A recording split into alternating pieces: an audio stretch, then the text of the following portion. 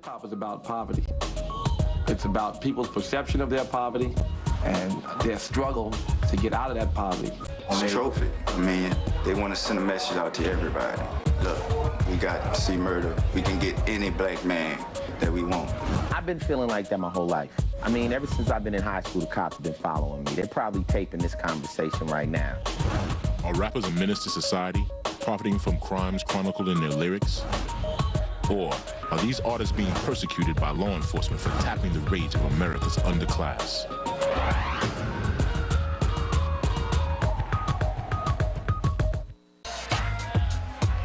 Meanwhile, in Louisiana, just 200 yards from the Mississippi River, in the jail cell that has been his home for nearly 3 years, Corey Miller sits waiting on a retrial for the murder of a 16-year-old boy in a nightclub shooting.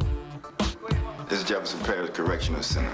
You know, they got me for a second-degree murder, something I didn't do. To many, Corey is not behind bars because he's a killer, but because he is the well-known rapper C Murder, infamous for his stark rhymes of violence and killing. But you better play a scar. And your car, my temper hot like Tom on the block, posted up with them things loaded up. And if them people pull up and tell my boy to free, buckle up, knuckle up, screaming CP3. This man was demonized from literally the day he was arrested. The chief law enforcement officer of Jefferson Parish makes a statement to the police that this is a man who's living his name, C Murder. He's living his lyrics. But prosecutors say the stage name fits like a bloody glove. He's a killer. The verdict in the new trial will hinge on the jury's perception of who sits before them, Corey Miller, artist, or C Murder, homicidal thug. To have my name used against me since I've been arrested, you know, it hurt, you heard me, because it's like, I'm guilty for I'm innocent. New Orleans and Miami are just two battlegrounds in what has become a war of values. Race does play a factor in a lot of these cases. You have prejudice in every department because people see these guys making a lot of money, driving a Mercedes-Benz that they could work 20 years and never get. To some, the conflict is as much a class struggle as a racial one. Hip-hop spits truth to power, and very often those in law enforcement represent a protective force for those who are in power. Police would be focusing on hip-hop like never before. One of the first to react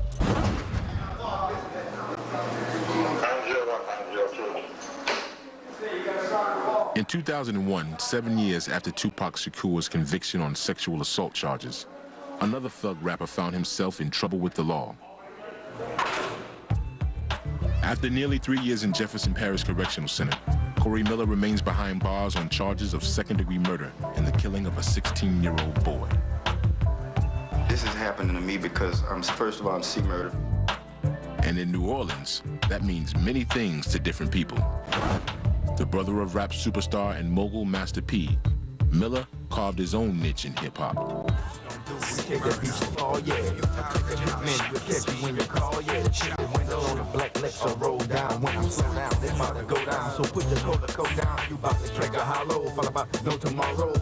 Corey Miller forged his gangster image in the grim Calliope housing projects in Central City, New Orleans. Basically, just coming from the project, the police gonna profile you as a criminal, as a crook, as somebody that's about to do wrong. On the night of January 12th, 2002, Miller went to a rap contest at the Platinum Club in this empty bowling alley across the river from New Orleans. The night of this incident at the Platinum Club, I went to have some fun. I went to the club. There was an incident. There was a shooting. Steve Thomas, a 16-year-old who had sneaked into the club, was struck and killed. I had no part of it. Once the shooting happened, I left along with 100 other people, you know, and left, went about my business. 6 days later, Miller was arrested for the murder, although police possessed no physical evidence connecting him to the crime. The evidence that they had to lock me up was none. There's no evidence, no forensics, no ballistics, no gun, no nothing. No calls to the police reporting the murder were made at the time, and different witnesses recall vastly different characteristics when describing the shooter. nor the suspects were pursued by police. Jefferson Parish police refused comment on the case. A name was given to the police as the person who had committed this murder. And I can tell you that from my review of what was purported to be the entire police files, there's not any indication that any steps whatsoever were taken to follow that lead as to the identity, whether or not this person was the real perpetrator. On the indictment, Miller was also charged by his stage name, C. Murder. By the time I went to trial, they came up with 3 witnesses. There was not a single witness who came to this trial and testified before this jury that said they ever even saw a gun in his hand. To Miller and his attorney, what the state had really put on trial was the stage image of C. Murder. For me to be in a situation, because my name is C. Murder and I'm on a murder charge, you can't put both of them together and just off top assume that I'm guilty. The prosecutor pointed to C. Murder and said, "Ladies and gentlemen of the jury, this is his name, C. Murder." Now, if a person got a name, C. Murder, you know that they must be guilty of murder. That's wrong. At one point during a bond hearing, C. Murder's blunt lyrics were read in the courtroom.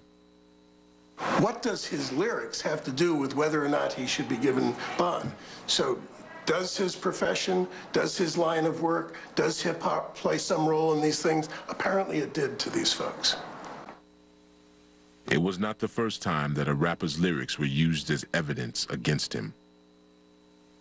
Not only is it outrageous and prejudicial to have somebody in a trial to have lyrics read from a song and use that in some ways as evidence of your guilt, but it also turns on its head the whole idea of the presumption of innocence in our criminal system. I think that's ridiculous. I think that's like me, that's like Robert De Niro getting a ticket and me, reading a line from Goodfellas. It makes no sense. But people, they ask a question, they go, well, do you feel like rappers have a responsibility, with their lyrics? No. Their only responsibility is to make it as hot as you think it could be. But to police, the literal nature of rap tracks makes them potential evidence of a criminal state of mind. If you are saying in your rap lyric that you are going to kill or are responsible for some form of violence that took place, and that violence did in fact unfold in the manner in which you're talking about, then I think the police have the very right to use those lyrics. The combined effect of the C. Murder image and the testimony of the 3 witnesses against him was enough to sway the jury. Miller was convicted of second-degree murder.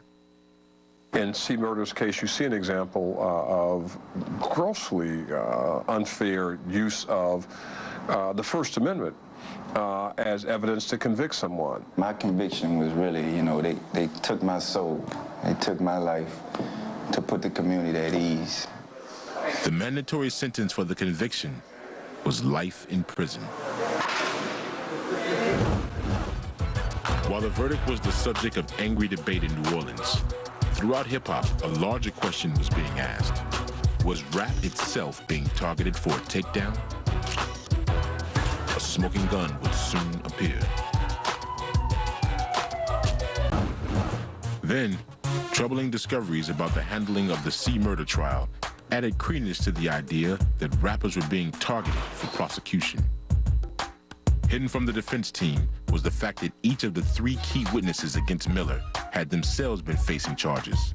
Offers had been made reducing or dismissing their charges in return for their testimony. Miller's defense team immediately appealed for the verdict to be set aside. Equally disturbing, a major piece of conflicting testimony had been reported to prosecutors but never made it to trial. And one of the witnesses came forward and said, well, it wasn't him. I saw a guy who it was. It wasn't Corey Miller. When she was questioned by the police, she told them that although she had never seen Corey Miller with a gun, she had seen someone else. And in fact, she said that she was shown photographs by the police and that she identified a person in those photographs as the person she had seen with a gun. She said the police were told her they weren't interested in that person. They were only interested in Corey Miller. Based on the new information, the trial judge overturned the verdict and granted a new trial.